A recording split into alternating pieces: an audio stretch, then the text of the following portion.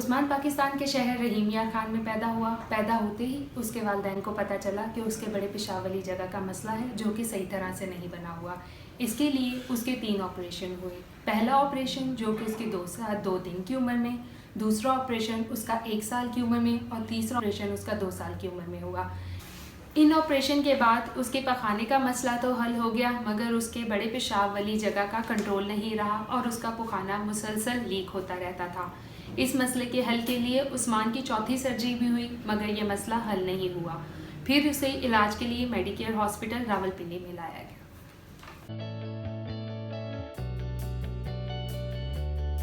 उस्मान को 9 साल की उम्र में हमारे पास लाया गया था और हमारे पास आने से पहले इसके 4 ऑपरेशन हो चुके थे, लेकिन 4 ऑपरेशन के बावजूद इसका पोटी हमेशा लीक होती रहती थी और ये साफ़ अपने आप को नहीं रख पाता। हमारे पास जब लाया गया, इसको हमारी टीम ने असेस किया और हमने इसको बाउल मैनेजमेंट प्रोग्राम एडवाइस किया। 7 डेज़ प्रोग्राम जो हमारा बाउल मैनेजमेंट प्रोग्राम है उसको इसने सक्सेसफुली कंप्लीट किया। 1 हफ्ते प्रोग्राम से गुजरने के बाद वो बिल्कुल ठीक हो गया और हमने इसे घर भेज दिया। अब चूँकि वो बड़ा हो रहा था और इसके वालिदैन के लिए इसको एनीमा करना मुश्किल हो रहा था, तो इसके 1 साल के बाद हमने इससे मेलोन सर्जरी एडवाइस की। इसका ये ऑपरेशन हुआ जिसमें हमने इसकी अपेंडिक्स को एक ख़ास तरीके से बाहर निकालकर इसके पेट पर लगा दिया और इसकी ये सर्जरी बहुत सक्सेसफुल रही और एक खैरियत से अपने घर चला गया।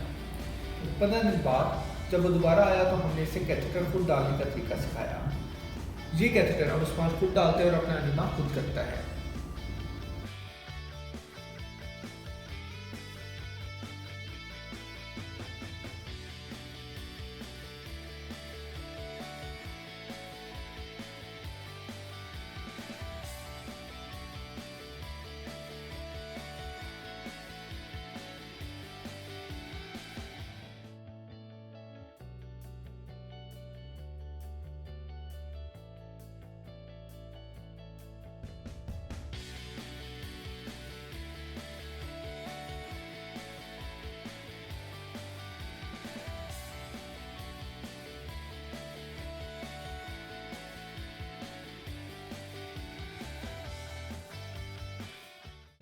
अस्सलाम वालेकुम जी।